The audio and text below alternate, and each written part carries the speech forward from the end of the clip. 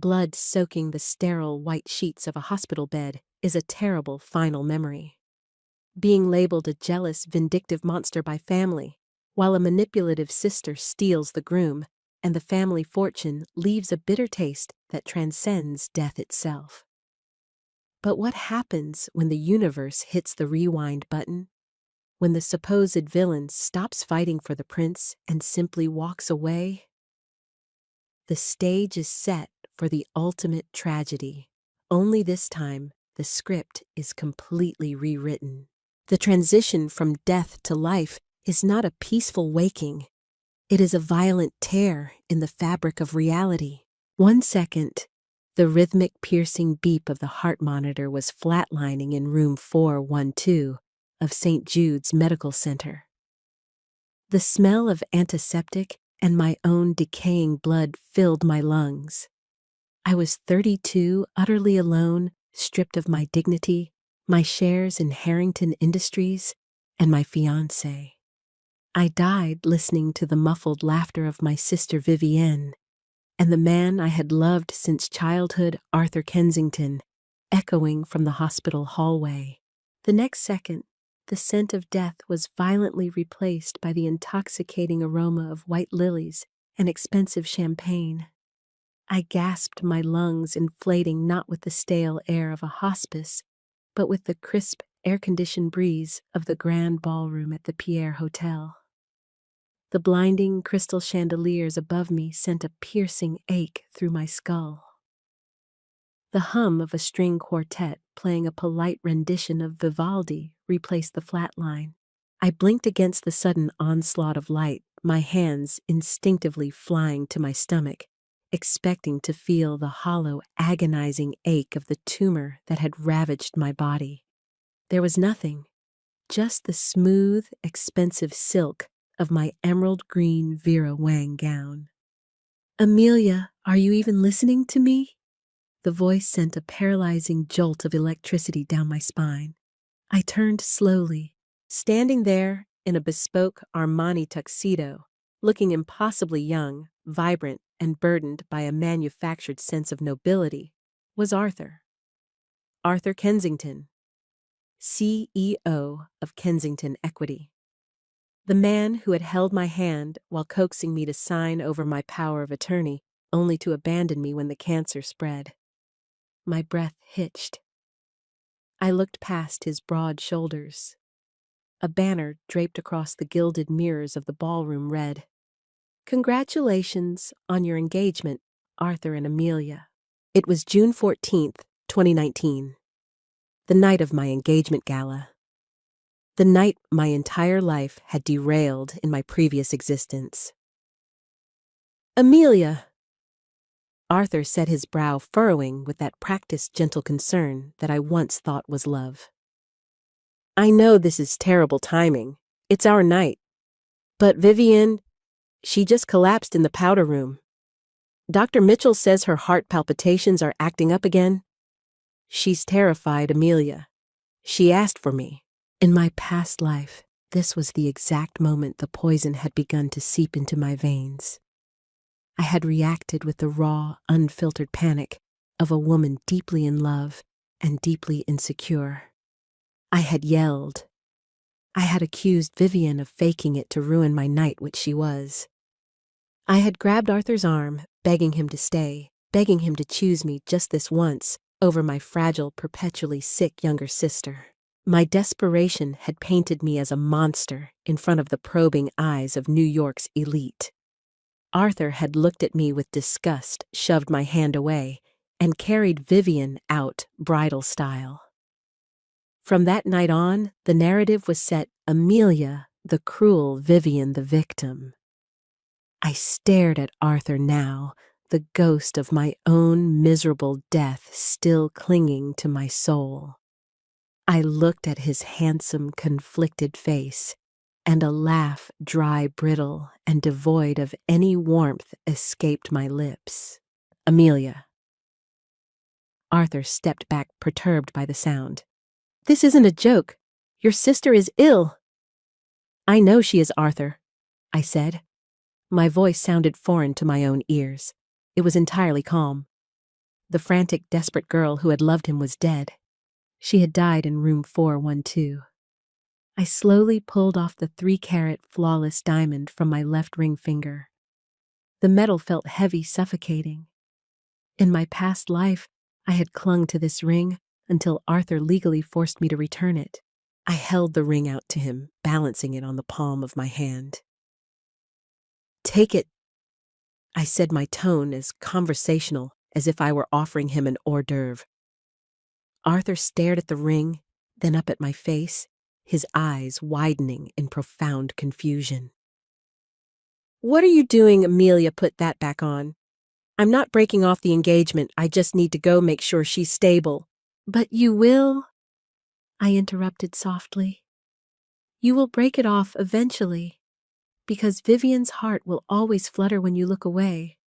Her knees will always buckle when you try to walk toward me. I am freeing you from the commute, Arthur." "You're being hysterical." He snapped his voice, dropping to a harsh whisper to avoid drawing the attention of the Vanderbilts chatting nearby. "You're jealous of your own sick sister." I stepped closer to him. He was 6'2", but in that moment, looking up into his eyes, I felt like a towering titan looking down at an insect. "I'm not jealous, Arthur. I am exhausted. She wants you.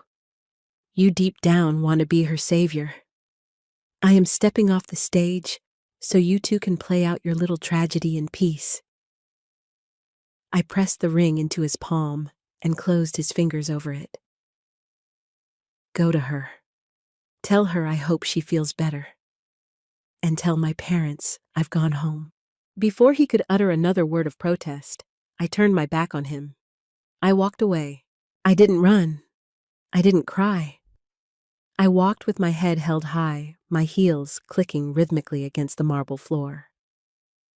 Out of the corner of my eye, near the corridor leading to the powder rooms, I caught a glimpse of a pale face peering around the corner. Vivian.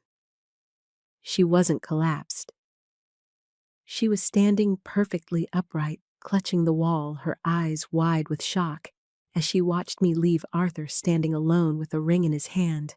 I offered her a polite, chilling smile and walked out the brass doors of the Pierre, stepping out into the humid New York night. For the first time in 2 lifetimes, I could finally breathe. The fallout was immediate, but unlike my past life, the explosions didn't detonate in my face. They went off in the distance, muffled by the thick walls of my newfound indifference. By the time I woke up the next morning in my bedroom at the Harrington estate in Connecticut, my phone had 57 missed calls. Most were from my mother, Beatrice. A dozen were from Arthur. Only one was from Vivian, accompanied by a text. "Amelia, I am so sorry. I never meant to ruin your night. Please don't be mad at Arthur. It's my fault my heart is so weak." In my previous life, that text had incited a screaming match that resulted in my father freezing my credit cards until I learned some empathy. This time, I didn't reply. Instead, I pulled 2 large Rimowa suitcases from my closet and began packing. I wasn't packing gowns or sentimental trinkets. I packed my birth certificate, my banking tokens, the title to my vintage Porsche, and a sealed dossier of Harrington Industries offshore accounts that I had painstakingly audited over the last 3 years as the company's CFO. At 9 a.m., my bedroom door burst open. My mother stood there, her pearls clacking against her collarbone, her face a mask of aristocratic fury. My father, Richard Harrington, loomed behind her. "What on earth is the meaning of this, Amelia?" Beatrice demanded, stepping into the room. "Arthur called us at midnight in an absolute state. He says you threw your ring at him and abandoned your own engagement party. The press is already calling my publicist." I folded a cashmere sweater and placed it neatly into the suitcase. "I didn't throw it, Mother. I handed it to him. And I left because my fiancé was more concerned with Vivian's theatrical fainting spell than our guests. I simply expedited the inevitable." "Theatrical?" My father's voice boomed. He stepped forward, his face flushed. Your sister has a diagnosed mitral valve prolapse. She could have died, and you are acting like a spoiled, jealous child. I zipped up the suitcase, the metallic sound loud in the tense room. I looked at my parents. In my past life, I craved their validation so desperately, I practically bled for it. I ran their company, doubled their profits, and covered up my father's bad investments, all while they coddled Vivian. Dr. Eris Mitchell's notes state her prolapse is entirely benign and asymptomatic, father. I read the file. I lied smoothly. I hadn't read the file yet, but in my past life, I had hired a private investigator too late in the game, uncovering that Vivian's crises were induced by diet pills and anxiety medication she bought under the table from a nurse named Brenda Higgins. My father faltered, his eyes darting away for a fraction of a second. That is privileged medical information. Regardless, I said, grabbing the handles of my luggage. I am moving out. I've signed a lease on a loft in Tribeca. I will continue my duties as CFO of Harrington Industries from the city office. But I will no longer be living under this roof. You can't just leave! My mother shrieked, finally dropping the society matron act. What will people say? The broken engagement, moving out. You'll look unstable. They will say Arthur Kensington fell in love with his fiancée's tragically ill sister. I replied, walking past them. It's a terribly romantic headline. You should be thrilled, Mother. Vivian finally got what she wanted. I didn't wait for their response. I walked down the grand mahogany staircase, my luggage thumping behind me. At the bottom of the stairs stood Vivian. She was wearing a silk robe, looking pale and delicate, a stark contrast to my sharp-tailored suit. Amelia! She whimpered, tears already welling in her large, doe-like eyes. Please, don't do this. I'll talk to Arthur. I'll tell him to stay away from me. I paused, looking at the sister who had watched me wither away in a hospital bed with a smile on her face. I leaned in close so only she could hear me. Keep him, Viv! I whispered, my voice dripping with ice. But a word of advice, Arthur loves a victim. The moment you stop being sick, he'll stop being interested. So you better hope you never get well. Vivian's breath hitched, the fake tears instantly drying up as a flash of genuine fear crossed her eyes. I walked out the front door, loaded my bags into the Porsche, and drove away without looking back in the rearview mirror. My first stop wasn't my new apartment. It was the Madison Avenue office of Wellington Finance. I had an appointment with Harrison Gallagher, a ruthless independent wealth manager who had absolutely no ties to Arthur or my father. In my previous life, 3 months after my engagement, I had merged my personal trust and stock options with Kensington Equity, cementing Arthur's power in the financial sector. When he left me, he legally trapped my assets in his firm, leaving me virtually penniless to fight my medical bills. I sat across from Harrison, sliding a heavy folder across his sleek glass desk. Mr. Gallagher, I said, crossing my legs. I want to place my entire portfolio, 30% voting shares of Harrington Industries, and my liquid assets into a blind trust managed exclusively by you. Furthermore, I want to initiate a quiet, systematic sell-off of any Harrington subsidiaries that do business with Kensington Equity. Harrison, a man in his late 40s with sharp eyes and a shark-like smile, opened the folder. He raised an eyebrow. This is highly aggressive, Ms. Harrington. You're effectively building a financial fortress and pointing the cannons at your fiancé. Ex-fiancé, I corrected smoothly. And I'm not pointing cannons, Mr. Gallagher. I'm building a moat. I need it done by Friday. He closed the folder, his smile widening. Consider it done. When I finally arrived at my new Tribeca loft late that afternoon, the doorman buzzed me to tell me I had a visitor. Before I could decline, there was a sharp knock on my door. I opened it to find Arthur. He looked disheveled, his tie loose, the arrogance of the previous night replaced by a frantic, nervous energy. "You actually moved," he said, pushing past me into the apartment without an invitation. He looked around the empty, cavernous space. "Amelia, this has gone far enough. Your parents are frantic. I've been calling you all day." "I was busy, Arthur. What do you want?" I leaned against the kitchen island, checking my manicured nails. He stared at me, visibly rattled by my total lack of emotion. He was used to me begging, crying, demanding answers. "What do I want? I want to know what the hell is wrong with you? You throw our relationship away over one misunderstanding?" "It wasn't a misunderstanding," I cut in, my voice sharp. "It was an epiphany.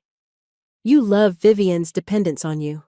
You love playing the knight in shining armor to her damsel in distress. I am self-sufficient. I don't need saving. Therefore, I don't need you." "That is insane." He dragged a hand through his hair. "I love you, Amelia. Vivian needs support right now." "Great." I smiled, walking over and opening the front door for him. "Then go support her, unconditionally. In fact, since you care so much, you should take over her medical care entirely. My parents are too soft on her, they let her eat whatever she wants. You should step in. Be the man she needs, Arthur." Arthur stood frozen in the doorway, staring at me as if I were a stranger wearing Amelia's face. He wanted to argue, he wanted to fight, but I was giving him exactly what he claimed he wanted. I was handing him the leash to Vivian. "You're going to regret this, Amelia," he said softly, his voice lacing with bruised ego. "When you calm down and realize what you've thrown away." "Goodbye, Arthur," I said, and gently shut the door in his face. I locked the deadbolt. Regret, I thought, remembering the cold, sterile hospital walls of my past. Oh, Arthur, you have no idea what regret feels like yet, but you will. By September, the narrative in New York high society had settled into a comfortable, predictable rhythm. Amelia Harrington had suffered a nervous breakdown, called off her engagement out of sheer unprovoked jealousy, and exiled herself to Lower Manhattan. Arthur Kensington, the noble, long-suffering hero, had stepped in to support the heartbroken Harrington family, naturally growing closer to the tragically ill Vivian. It was exactly the script Vivian had written in her head, and exactly the one I was allowing them to perform. But this time, I was directing from the shadows. Over the past 3 months, I had executed a quiet, brutal restructuring of my life. Under Harrison Gallagher's discreet management, my assets had tripled. I shorted stock in 2 of Arthur's highly leveraged real estate developments just days before city zoning permits were mysteriously and legally revoked. Arthur was bleeding capital, though his ego wouldn't let him admit it publicly. Meanwhile, I had made good on my final piece of advice to him. I had casually mentioned to my father that Arthur felt my parents weren't taking Vivian's heart condition seriously enough. I suggested Arthur had exclusive connections to top-tier private medical concierge services. My father, eager to keep Arthur in the family fold despite my departure, eagerly handed over the reins of Vivian's care to him. What Arthur didn't realize was that managing Vivian's fake illness was a full-time, soul-sucking job. It was a Tuesday afternoon when I decided to check on the progress of my trap. I was having lunch at Le Bernardin with the CFO of a tech firm we were acquiring. Seated 3 tables away, looking utterly exhausted, was Arthur. He was nursing a scotch, dark circles bruised beneath his eyes. I excused myself from my table and walked over, ensuring my navy Dior suit looked immaculate, my posture radiating the vibrant health and power he was currently being drained of. "Hello, Arthur," I said lightly. He jumped slightly, spilling a drop of his drink. He looked up, his eyes widening. I knew what he saw. In my past life, post-breakup, I had stopped eating, stopped sleeping, and looked like a ghost. Today, my skin glowed, my eyes were sharp, and I smelled of success and Le Labo perfume. "Amelia," he breathed hastily, standing up, almost knocking over his chair. You look incredible." "Thank you, and you look tired." I offered a faux sympathetic smile. "How is Vivian?" His jaw tightened. The facade of the noble knight cracked just a fraction. "She's recovering. Her new regimen is intense." I had to suppress a laugh. I knew exactly how intense it was.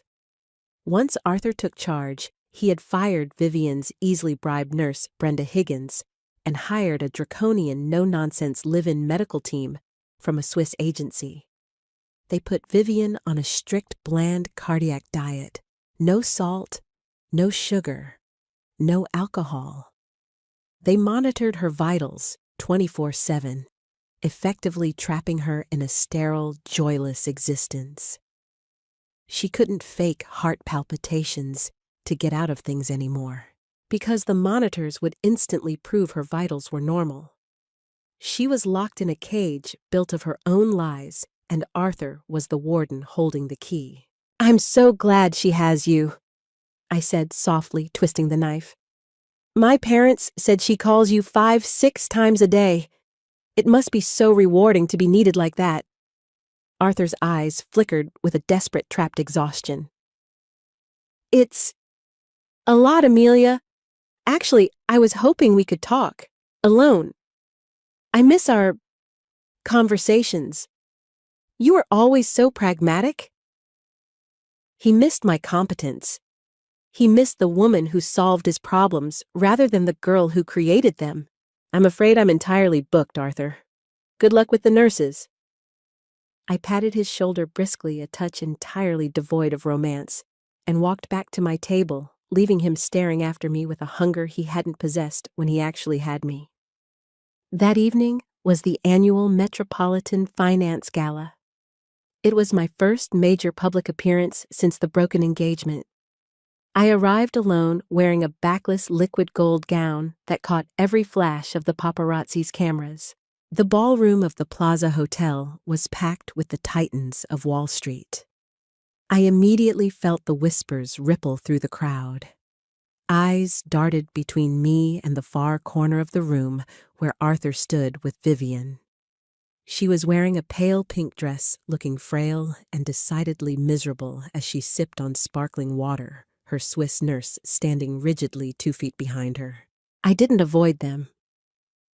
I walked straight toward the center of the room, greeting board members, laughing easily, shaking hands with investors who had assumed I was hiding in shame. As I approached the champagne tower, a deep, resonant voice spoke beside me. "They said you'd retreated to a convent. You look entirely too dangerous for a nun." I turned. Standing there was Nathaniel Prescott. He was the 34-year-old CEO of Prescott Global, a multi-billion-dollar hedge fund that was the apex predator to Arthur's Kensington equity. Nathaniel was famously ruthless, notoriously private, and devastatingly handsome in a sharp, unforgiving way. Dark hair, piercing gray eyes, and a tailored tuxedo that looked like armor. "Mr. Prescott," I smiled, taking a flute of champagne. "You shouldn't believe everything society gossips say. I merely took a vacation from mediocrity." A slow, genuine smile spread across Nathaniel's face, changing him from intimidating to striking. "Mediocrity being Arthur Kensington, I presume? You said it, not me. I like you. Amelia Harrington," Nathaniel murmured, stepping slightly closer. The undeniable magnetism between us was instant, a crackling electric current that I hadn't felt in 2 lifetimes. "I've been watching your recent financial maneuvers. The blind trust, the aggressive shorting of Kensington's real estate. It's brilliantly vicious." I raised an eyebrow. "I have no idea what you're talking about." "Of course you don't." He clinked his glass against mine. "But if you ever want to discuss things you don't know about over dinner, let me know." I glanced over Nathaniel's shoulder. Arthur was standing 30 feet away watching us. The color had completely drained from his face. His fists were clenched so tightly, his knuckles were white. He was watching the woman he threw away command the room, bantering effortlessly with the one man he feared and envied most in the world. Beside him, Vivian tugged on his sleeve, whining about something, her face pulled into a pathetic pout. For the first time, I saw Arthur look down at her not with pity or protective love, but with unfiltered, raw resentment. I looked back at Nathaniel Prescott, my smile turning brilliant and sharp. "I think I would like that very much, Nathaniel." The trap had closed. The poison of regret was finally in Arthur's veins, and I hadn't even had to lift a finger to administer it. By late October, the crisp autumn wind sweeping through Manhattan was nothing compared to the absolute chill that had settled over Arthur Kensington's life. I sat in the plush leather booth of a private dining room at the Carlyle, swirling a glass of Pinot Noir. Across from me sat Nathaniel Prescott. Over the past 2 months, our relationship had evolved from a flirtatious alliance at a gala into a terrifyingly efficient corporate partnership, and slowly into something far deeper and more intimate behind closed doors.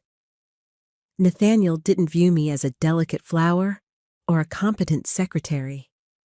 He viewed me as a peer, a predator in my own right. It was intoxicating.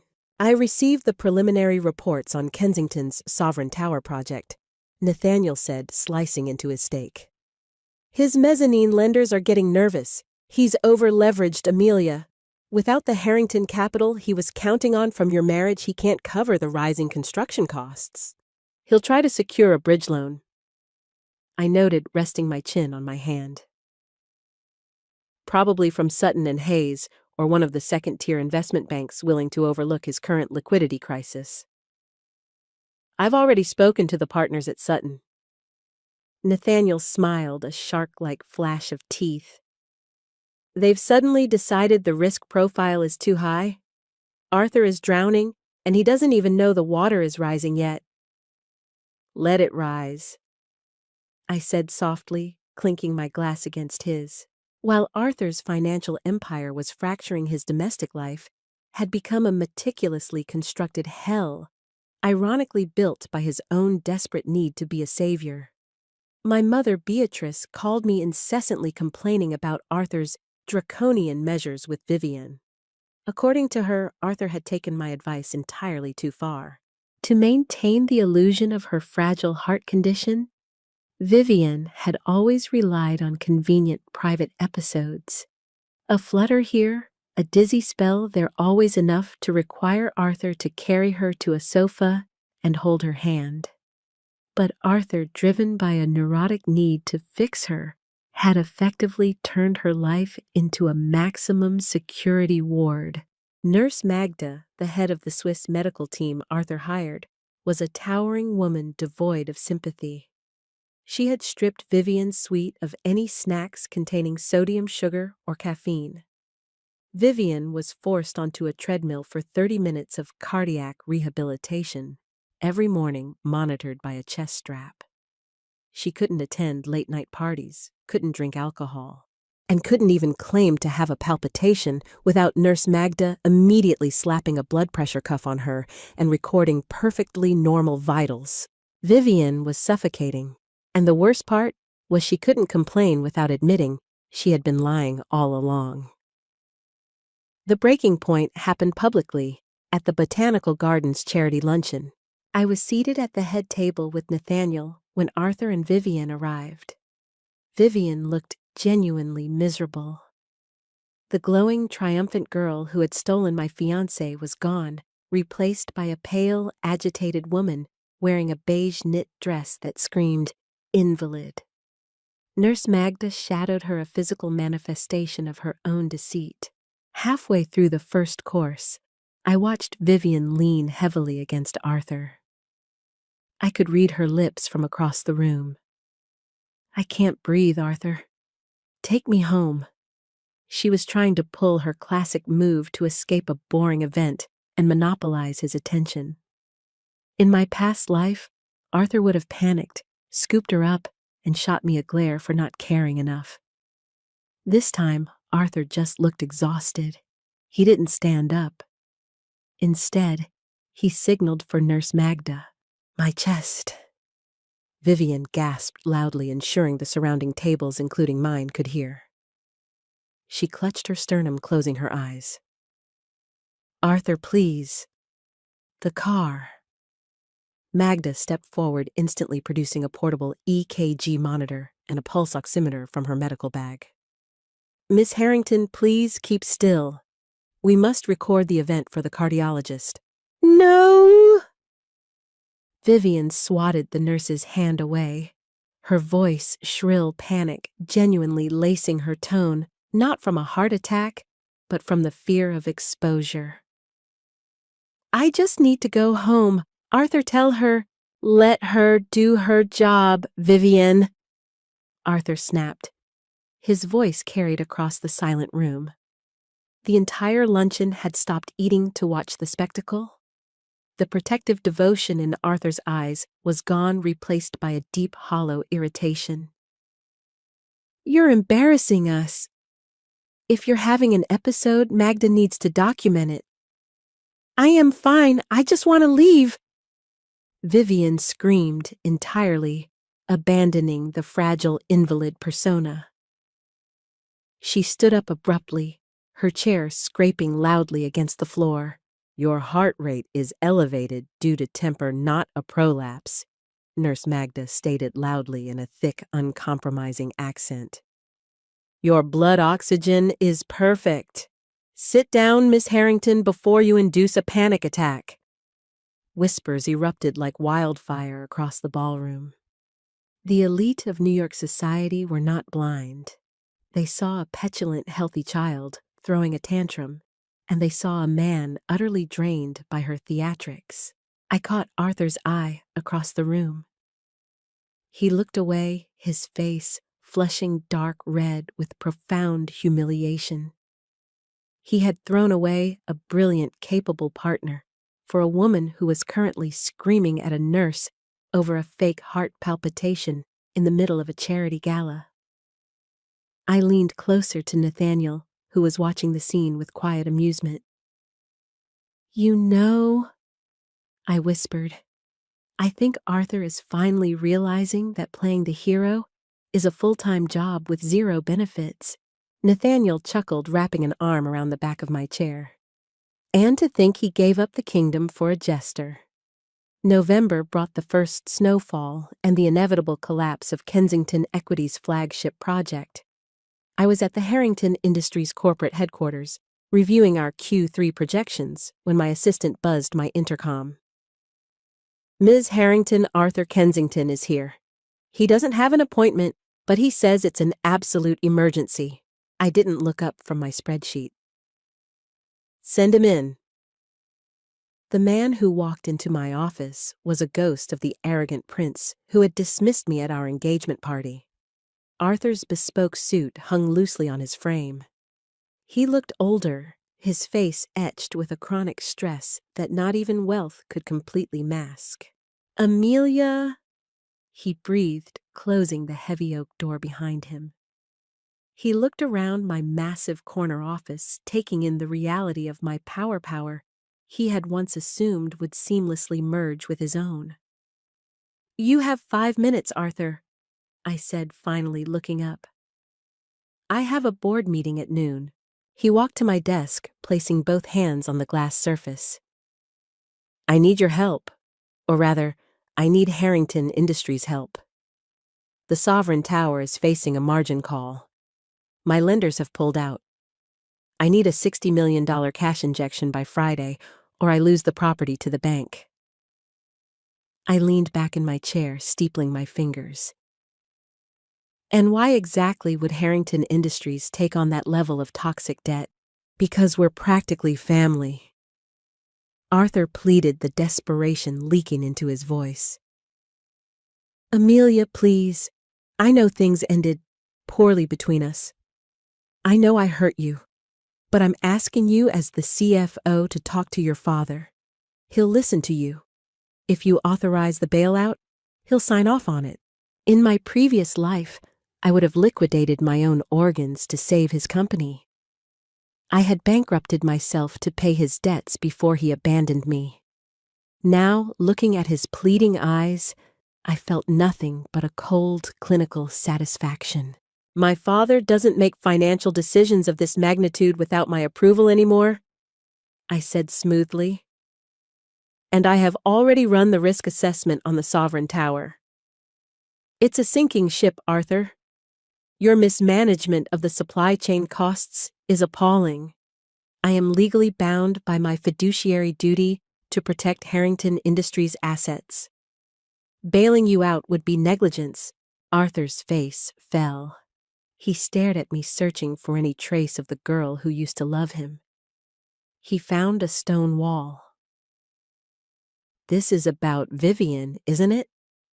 He asked, his voice cracking with a mixture of anger and regret. You're letting my company die because you're still angry about the engagement. Arthur, you flatter yourself? I laughed, a sharp, genuinely amused sound. My decisions are purely financial. You left me because you claimed I was too cold, too calculating, too jealous of Vivian. You wanted a fragile girl who needed you. You got her. Don't come crawling back to the calculating woman to fix your math. He flinched as if I had physically struck him. I made a mistake. The words tore out of his throat, raw and agonizing. Amelia, I made a massive mistake. Vivian, she's not who I thought she was. She's suffocating me. She's demanding, she's childish, and her illness. I don't even know what's real anymore. I spend my days managing her tantrums and my nights trying to save my company. I miss you. I miss us. I miss knowing you had my back. He reached across the desk, trying to grab my hand. Before his fingers could brush my skin, the door to my office opened. Nathaniel strolled in, wearing a charcoal Tom Ford suit, looking like he owned the building, which, in a way, he soon would. Am I interrupting? Nathaniel asked, his voice a low, dangerous purr as he took in Arthur's outstretched hand. Arthur yanked his hand back, standing up straight. The presence of Nathaniel Prescott, the man who had been outmaneuvering him at every turn, was a bucket of ice water over his vulnerable confession. Prescott, what are you doing here? Nathaniel is consulting on Harrington's new acquisitions. I answered smoothly, standing up and moving to stand beside Nathaniel. The physical alignment was intentional. We were a united front. Arthur was an island. Acquisitions. Arthur's eyes darted between us, a sickening realization dawned on his face. Yes. Nathaniel smiled, sliding a heavy leather-bound folder onto my desk. Actually, Kensington, I was just coming to give Amelia the good news. Prescott Global, in partnership with a blind trust managed by Wellington Finance, has just purchased the debt on the Sovereign Tower from your lenders. We bought it at a steep discount. Arthur stopped breathing. You bought my debt? We did, I said, picking up the folder. And since you just admitted you cannot cover the $60 million margin call by Friday, we will be foreclosing on the property and seizing the asset. We're tearing down the luxury condos and turning it into commercial real estate. Arthur stumbled back a step, his eyes wide, frantic, locking onto me. The pieces were finally clicking together in his brain. The shorted stocks, the revoked permits, the sudden hostility from his lenders. It hadn't been bad luck. It had been me. You orchestrated this, he whispered, staring at me as if looking at a monster. You destroyed my company. No, Arthur. I replied, my voice steady and completely devoid of pity. You destroyed your company when you decided to play doctor instead of CEO. I merely capitalized on your distraction. It's just business. Now I believe you know the way out. Arthur looked at Nathaniel, who offered him a mock salute, and then back to me. The sheer crushing weight of his regret was palpable in the air. He had traded a loyal queen for a pawn, and in doing so, he had lost the entire board. He turned and walked out of my office, his shoulders slumped, a ruined man. The final thread of Vivian's lie snapped 2 days before Thanksgiving. Arthur's life was in free fall. He had officially lost the Sovereign Tower. His board of directors at Kensington Equity was moving to force him out as CEO due to his erratic behavior and gross mismanagement. He was drinking heavily, coming home to Vivian's apartment late at night smelling of scotch and failure. According to the private investigator I still had on retainer, mostly for my own amusement at this point, the climax happened on a rainy Tuesday evening. Arthur had returned to Vivian's penthouse after a grueling, humiliating 10-hour deposition with his shareholders. He was exhausted to his very marrow. He walked into the living room to find Vivian sobbing hysterically on the couch. Nurse Magda stood nearby, utterly unbothered, charting notes on a tablet. "What now?" Arthur had rasped, dropping his briefcase. "She took away my phone!" Vivian screamed, pointing a trembling finger at the nurse. "Arthur, fire her! I can't live like this! She's starving me! She's torturing me! My heart is racing! I feel like I'm going to die, and she won't even call a doctor!" Arthur stared at her. The girl he had once thought was an angel, a delicate bird with a broken wing, now just looked like a petulant, deceitful child. "Magda." Arthur said, his voice terrifyingly calm. "Why did you take her phone?" "Because Mr. Kensington," Magda replied in her clipped tone. "Miss Harrington ordered a delivery driver to bribe the doorman and bring a package up the service elevator. It contained severe contraindications to her cardiac diet." Magda stepped to the side, revealing a pile of confiscated items on the coffee table. There were 3 bags of highly salted potato chips, a massive bottle of caffeinated diet pills, the exact kind that artificially spike heart rates, and a half-empty bottle of vodka. Arthur slowly walked over to the table. He picked up the bottle of diet pills. He read the label. He looked at the chips. The silence in the penthouse was deafening. "Arthur!" Vivian stammered, the color completely draining from her face. I just wanted a snack. I'm so stressed. You've been so distant." Arthur didn't yell. He didn't throw things. The realization simply crashed over him, a quiet, devastating tidal wave. He had lost Amelia, brilliant, beautiful, loyal Amelia. He had lost his company. He had lost his reputation in the city. And he had sacrificed it all to save a woman who was poisoning herself with diet pills to fake a heart condition just to get attention. "You're not sick," Arthur said. It wasn't a question. "I am. My valve prolapse is asymptomatic." Arthur finally roared, the sound tearing out of his chest like a wounded animal. "I spoke to Dr. Mitchell yesterday. I demanded to know why you weren't getting better under Magda's care. He told me you've never been in physical danger. He told me he warned you to stop taking these pills 2 years ago.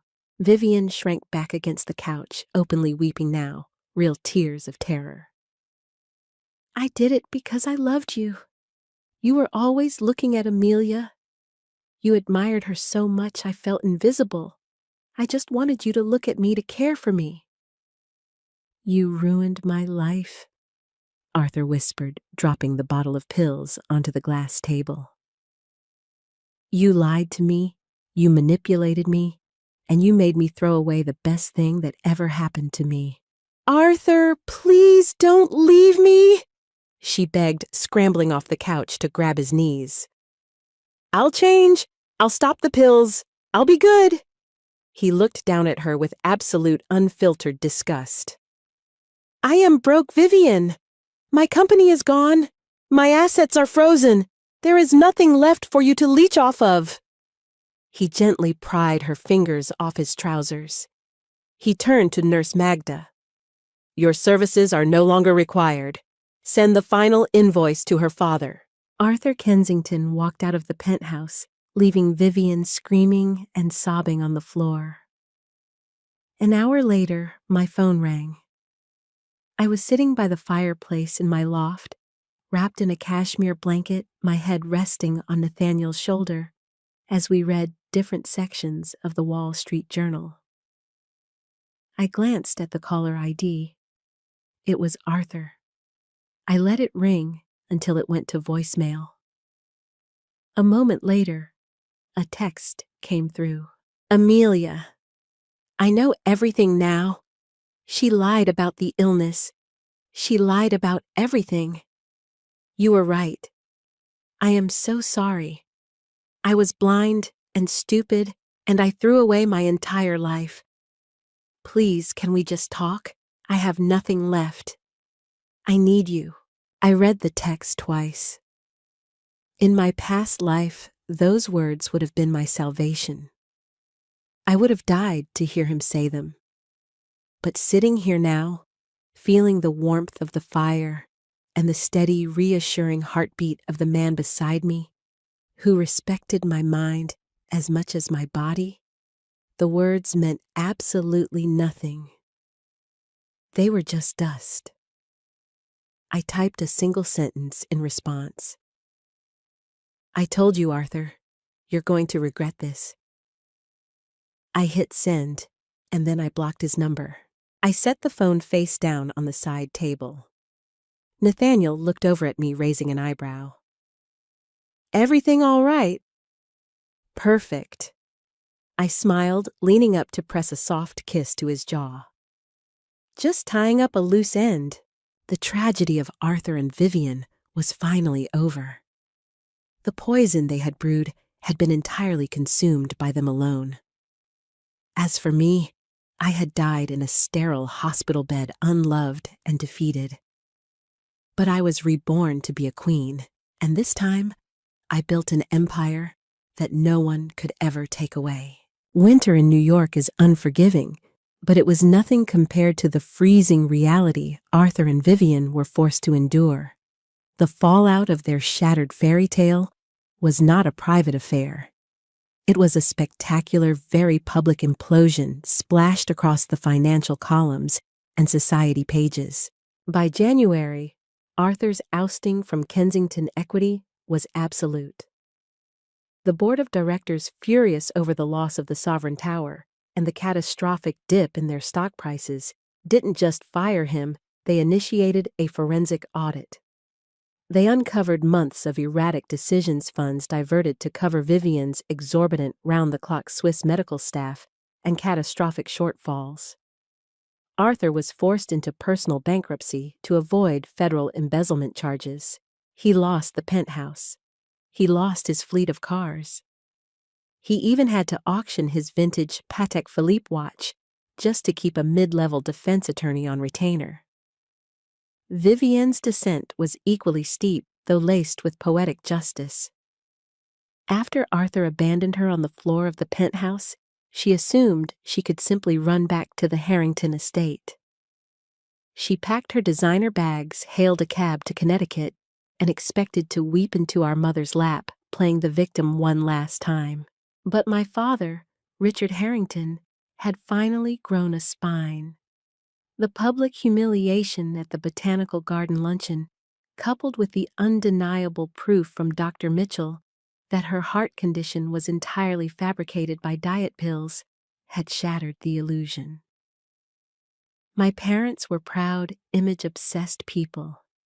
They could tolerate a sickly daughter. They could not tolerate a scandalous liar who had made them the laughingstock of their country club. When Vivian arrived at the estate, the wrought iron gates remained firmly shut. My father spoke to her through the intercom. He informed her that her trust fund was frozen, her credit cards were canceled, and her bedroom had been boxed up. He offered her a modest monthly stipend, just enough to rent a small apartment in Astoria, Queens, on the strict condition that she seek mandatory psychiatric help and stay entirely out of the press. The golden child was effectively exiled. I, on the other hand, was ascending faster than I had ever dared to dream in my previous life. With Arthur out of the picture and Harrington Industries flourishing under my aggressive restructuring, my father formally stepped down as CEO, handing me the absolute reins of the empire. I was 33, wildly wealthy, and entirely unburdened by the emotional anchors that had once drowned me. My partnership with Nathaniel Prescott only magnified that success. We were the undisputed power couple of Wall Street. There were no petty jealousies, no manufactured crises, no demanding emotional labor. We functioned like a perfectly synchronized machine during the day, and at night the passion between us was built on mutual respect and genuine burning desire. It was mid-February when I saw Arthur again. Nathaniel and I were attending a quiet, exclusive dinner at Per Se. We were celebrating the successful merger of a tech subsidiary. The restaurant was a sanctuary of hushed voices, dim lighting, and astronomical wealth. I was walking back from the powder room, adjusting the strap of my black Saint Laurent gown when I passed the coat check. Standing there arguing with the maitre d' was Arthur. I almost didn't recognize him. He looked 10 years older. His hair was unkempt, his shoulders slouched beneath an ill-fitting off-the-rack overcoat that had clearly seen better days. He was clutching a manila envelope, his voice tight and reeking of desperation. "I just need 5 minutes with Mr. Gallagher." Arthur was pleading, referencing the wealth manager I had used to orchestrate his downfall. "I know he's dining here tonight. Please just take this portfolio to his table. It's a new startup clean ledger." "I'm sorry, sir, but if you don't have a reservation, I must ask you to leave." The maitre d' replied smoothly, his eyes flashing with poorly concealed disdain. "Arthur?" I said. My voice was quiet, but it cut through the lobby like a gunshot. He froze. Slowly, agonizingly, he turned around. When his eyes met mine, all the remaining fight drained out of him. He looked at my gown, the blinding diamond tennis bracelet on my wrist, and the aura of untouchable confidence that radiated from me. I wasn't the broken girl who had died in room 412. I was a queen, and he was a beggar at the gates of a castle he once thought he owned. "Amelia," he choked out. He took a step toward me but stopped, acutely aware of how pathetic he looked. You look beautiful." "What are you doing here, Arthur, pitching penny stocks to men who used to work for you?" I asked, my tone conversational, utterly devoid of the vindictive glee he probably expected. The truth was, I didn't hate him anymore. I felt nothing for him. He was just a ghost. "I'm trying to rebuild," he said, his voice trembling. He clutched the manila envelope to his chest. "I made a mistake, Amelia. I know I've said it 100 times, but my God, I am so sorry. Vivian, she ruined me. I was blind." "You weren't blind," I corrected him gently. "You saw exactly what you wanted to see. You wanted a fragile bird with a broken wing so you could feel strong." You wanted a woman who couldn't survive without you. You chose that over a partner who could build an empire with you. Your ego bankrupted you, Arthur, not Vivian. Tears welled in his eyes, spilling over his eyelashes. It was a visceral, ugly display of a broken man. Is there any chance, any part of you that still remembers us before all of this? I remember everything, I said softly, the memory of the cold hospital sheets briefly flashing in my mind. That is exactly why I will never, ever look back. Nathaniel stepped into the lobby, a protective shadow falling over me. He glanced at Arthur, his expression one of bored dismissal. Everything okay here, Amelia? Perfectly fine, darling. I smiled, slipping my hand into Nathaniel's arm. I didn't look back at Arthur as we walked away. I didn't need to. I knew he would stand there clutching his worthless papers, watching the life he threw away vanish into the dining room. 2 years passed. 2 years of unmitigated spectacular success. The story of Amelia Harrington and Arthur Kensington became a cautionary tale whispered in the boardrooms of Manhattan. The narrative was permanently written. The brilliant heiress who dodged a bullet, and the foolish prince who traded a crown for a counterfeit dime. Vivian remained in exile. My private investigator, whose services I eventually terminated out of sheer boredom, delivered one final report before I closed her file. Vivian had gotten a job as a receptionist at a mid-tier dental clinic in Queens. Without the Harrington fortune to fund her designer wardrobe cosmetic treatments and perfectly curated life, she had faded. The stress of actual unglamorous reality had aged her prematurely. She took the subway. She ate cheap takeout. She lived the profoundly ordinary life she had once mocked other people for having. Every time she opened a magazine, my face was there. In May of 2021, I was featured on the cover of Forbes. The headline read, "The Iron Queen of Finance, How Amelia Harrington Restructured a Dynasty and Built a billion-dollar Legacy." The accompanying article detailed the monumental merger between Harrington Industries and Prescott Global. But it wasn't just a corporate merger. The photos spread inside featured me and Nathaniel standing on the terrace of Villa Balbiano in Lake Como, Italy. I was wearing a custom Givenchy bridal gown, laughing as Nathaniel poured champagne over a tower of crystal glasses. Our wedding was the event of the decade. It was entirely devoid of family drama. My parents attended suitably chastened and fiercely loyal to me, now that I held the purse strings of their retirement. They didn't mention Vivian. They didn't mention the past. They simply smiled for the cameras and toasted to my success. Nathaniel was everything Arthur could never be. He didn't need me to shrink so he could feel tall. He reveled in my sharpness. When I viciously acquired a failing competitor, he sent me 100 black roses. When he outmaneuvered a massive tech conglomerate, I bought him a vintage Aston Martin. We were dangerous, deeply in love, and entirely impenetrable. Life, in its most beautiful irony, had given me everything I was denied in my first timeline, simply because I stopped begging for it.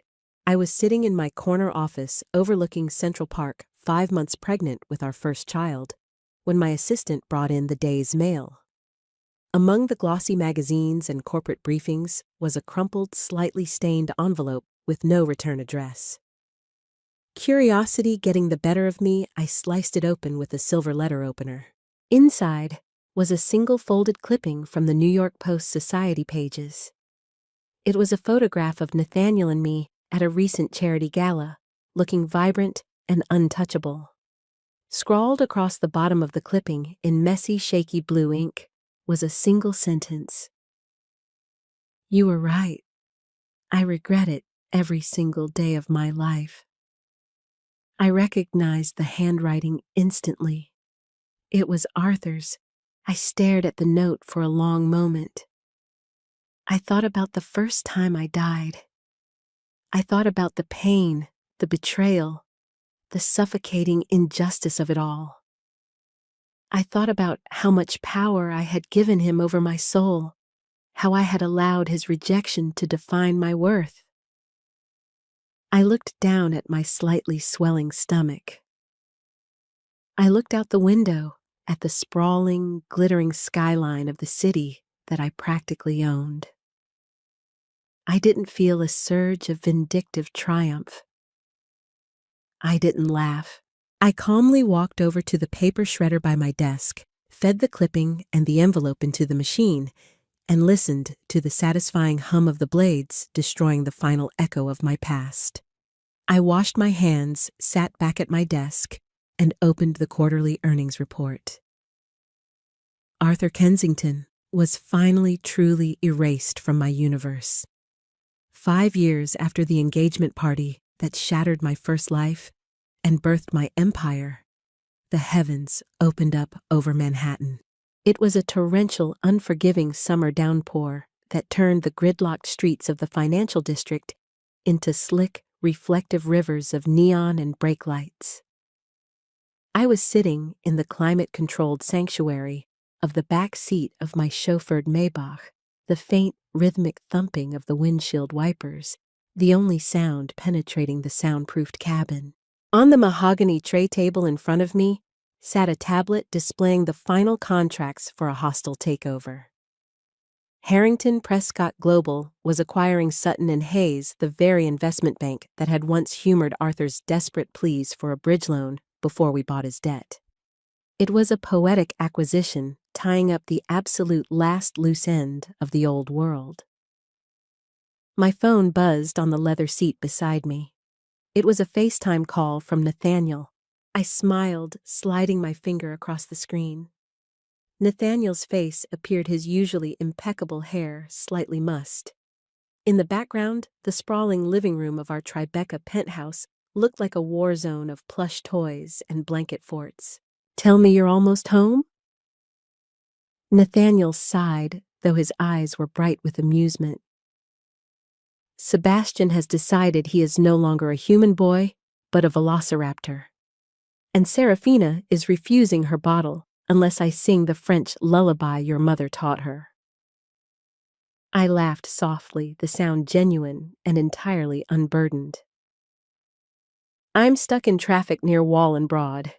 Give the velociraptor a bribery cookie and tell him his mother will be home in 20 minutes to read him a story." "You are a ruthless negotiator in the boardroom and a soft touch at home." Nathaniel teased his voice, dropping into that low, intimate register that still sent a shiver down my spine. "Hurry back, Amelia. We miss you." "I love you," I murmured and hung up. I set the phone down and rubbed my temples, sinking deeper into the plush seats. I had everything. A husband who worshipped the ground I walked on and matched me in every intellectual arena. 2 beautiful, healthy children. An empire that commanded respect across the globe. The car crawled to a halt at a red light. I turned my head, gazing out the rain-streaked, heavily tinted window at the miserable commuters scrambling for cover. On the corner of the intersection, huddled beneath the dripping awning of a discount pharmacy, was a small cluster of people desperately trying to avoid the deluge. My eyes casually swept over the miserable group cataloging the cheap umbrellas and soggy briefcases, and then they stopped.